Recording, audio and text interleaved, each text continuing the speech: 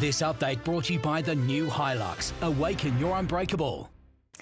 Hello again. Coming up next in Prime7 local news, racing identity Louise Waterhouse gives evidence at former Wagga MP Daryl Maguire's corruption inquiry. Police rate Wagga drivers after another long weekend road blitz. $1 billion budget investment in tradies to boost a desperate shortage of apprentices. From trash to treasure, cars dumped and abandoned around Wagga go under the hammer. A local favourite is back on the rails with miniature trains running again at the Botanic Gardens. And in the national news, cut off from help as their homes went up in flames, how residents escaped, and out of control and airborne, why a mother has been charged over this shocking crash. This is Prime7 Local News with Madelaine Collignon and Carl Linders and Elly Wicks with your local weather forecast. Tonight, the corruption watchdog told Daryl Maguire offered direct access to the Premier for a lucrative property deal. $1 billion solution to our desperate shortage of apprentice tradies. I'm Daniel Gibson. Later on this news hour, could drinking in public be on the cards in our roadmap out of restrictions? And the White House cluster grows. So why is Donald Trump telling Americans not to be afraid? Now, Prime7 Local News. Good evening. The corruption watchdog has heard sensational phone calls between Daryl Maguire and racing heiress Louise Waterhouse, with the former Wagga MP admitting to dishonest behaviour. Maguire gave away the Premier's personal email address to avoid public scrutiny, so the owner of the valuable block of land near Western Sydney Airport could get its $330 million sale off the ground. Telephone intercepts and the Premier's private email address. The corruption watchdog hearing former Wagga MP Daryl Maguire gave racing heiress and Honorary Consul General of Tonga Louise Radler Waterhouse direct access to Gladys Berejiklian. All that stuff is ICACable and I don't want to do any and GIPA. freedom of information or whatever. Yeah, all this rubbish they're going with. So just send it directly to her personal one. And the Planning Minister's Chief of Staff will take the stand tomorrow. Jeremy Frost, Prime7 News. A Wagga man has been arrested following a police pursuit in Tolland that's landed him in court with six charges for breaking and entering. Samantha Costin has spoken with police today. And Sam, when did the break-ins occur? Maddie, throughout the months of August and September, a number of businesses in Wagga's CBD were broken into. Police were looking for the 25-year-old they deemed responsible on Bruce Street in Tolland. They finally found him hiding in a roof cavity. A search of the property located cannabis and clothing police allege was linked to the break-ins. Our investigations are ongoing and police believe that there's another individual involved police are also of the view that that person is evading apprehension at this time. He has been charged with 6 offences, including aggravated break and enter and steal and malicious damage. The 25-year-old was refused bail in Wagga Local Court on Thursday and fronted the magistrate again late this afternoon. Thanks for the update, Sam. Samantha Costin there. A police road blitz over the long weekend has revealed there's more drug drivers on our roads than ever before. While other traffic offences such as speeding and seatbelt offences were way down on previous years, roadside breath tests detected 10 drug drivers and 8 under the influence of alcohol. Police also attended 3 minor accidents across the region. The one near Cootamundra actually was a magpie flew into an open window of a horse truck and hit the gentleman in the head, which caused him to lose control of the vehicle. A desperate shortage of tradies and apprentices across the Riverina could soon be over. In tonight's federal budget, the government will announce it'll pay a huge slab of the salaries for new apprentices in a bid to get stranded young people into work. 100,000 apprentices will be partially funded by the federal government. The Federal Treasurer will tonight announce that 50% of apprenticeship wages will be subsidised. Samantha Costin, Prime7 News. Regional infrastructure and tourism are the big winners as the federal government unveils its plan to keep our local economies churning. The Treasurer will open his chequebook in the next hour, promising jobs, jobs and more jobs. More money in our pockets and more people in jobs. That's the plan to bring Australia back from the brink. It's all about helping those who are out of a job get into a job. It's all about helping those that are in work stay in work. Sarah Naven, Prime7 News. Plans for Wagga's new $25 million Bunnings store have gone on display for public feedback. The main issue is likely to be traffic around the site at the corner of Pearson and the Edward Streets. The design includes the main store, outdoor nursery, a cafe, playground and 449 parking spaces. Submissions can be made to Wagga City Council by October 13. Locals are experiencing a significant spike in hay fever symptoms after the weekend's heatwave sparked a pollen surge. The windy days are causing the pollens to become airborne and irritate the sinuses. It's expected to be a much longer hay fever season this year, with La Nina bringing extra rain and thunderstorms. We've got such lush growth at the moment, and once the rain dampens it down, then we'll get more as the warm weather comes. Wagga Council is hosting its annual impound car sale to rid the city of abandoned vehicles. There are 23 vehicles up for sale, including utes, sedans and hatchbacks. The cars have been either stolen or dumped on the street by their original owners. Buyers must make their own assessment about whether the cars run, they don't come with keys and they're unregistered, but they have no outstanding finance. People may be looking for spare parts for vehicles. Obviously some of the tyres are pretty good on the vehicles, so it depends what people are looking for. Bids can be made on the Wagga City Council website. Trains are back on the rails at Wagga's miniature railway after a 6-month hiatus due to the COVID pandemic.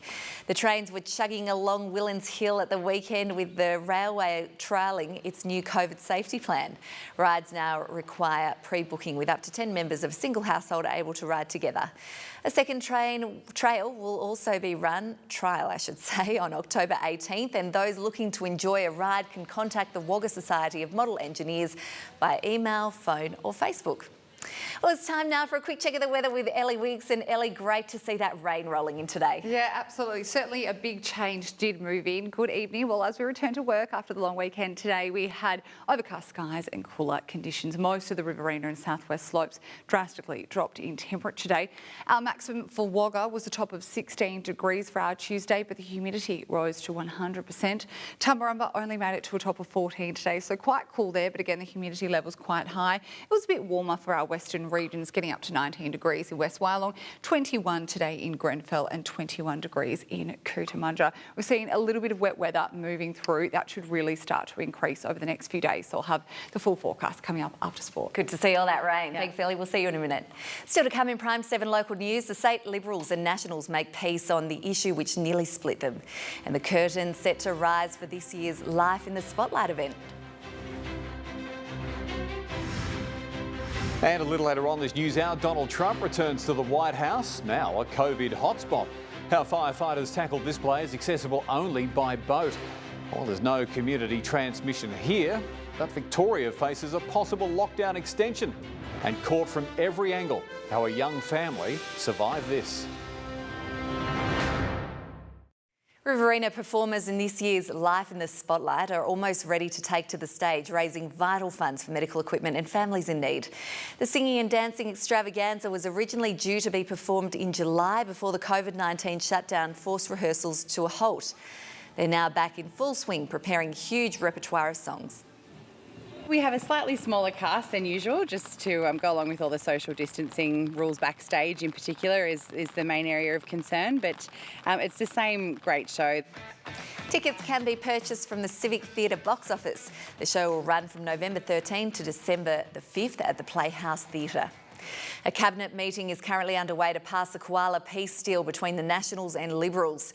The backflip on the diversity issue was a win for farmers, excluding them from strict new guidelines on tree clearings. The changes expected to be agreed on tonight mean the laws will only apply to developers. There will be much stronger protections and penalties for those that don't preserve koala habitat, but it does not come at the cost of agriculture or a farmer's right to farm or any farming activities. Conservationists say they'll fight any move to water down koala protection. Still to come in Prime 7 local news, Kirstie Fitzpatrick has your local sport. The Pasco Cup champions say they're on target for back-to-back glory, and we catch up with the new coach of the Wagga Tigers.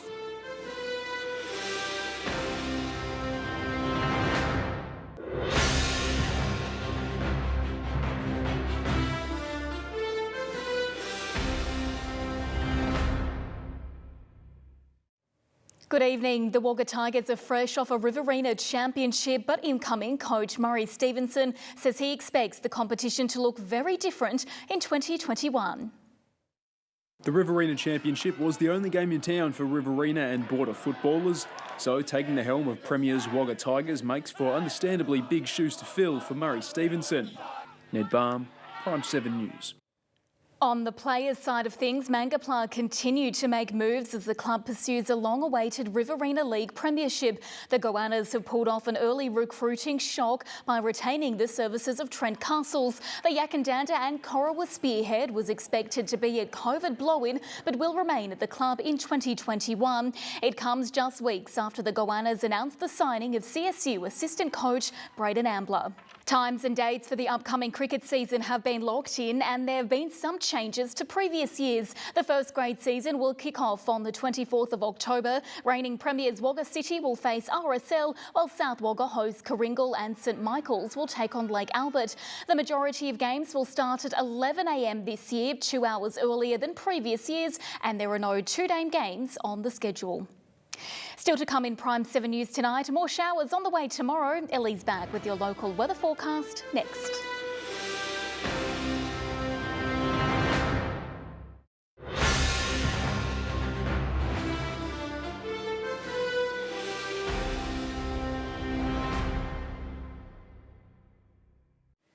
Good evening again. Well, we're expecting grey skies along with some showers and storms tomorrow thanks to a cold front and a trough. Temperatures will remain fairly mild thanks to a ridge of high pressure in the south and also across the northeast of the state. And with that, high northern areas of New South Wales won't really see much, if any, in the way of wet weather this week. But as that inland trough does deepen, western areas are likely to see the showers ramping up Thursday before we dry out again towards the weekend. Well, with this rain for the back half of this week, it is really just our southeastern areas of the state looking to get the heaviest of falls.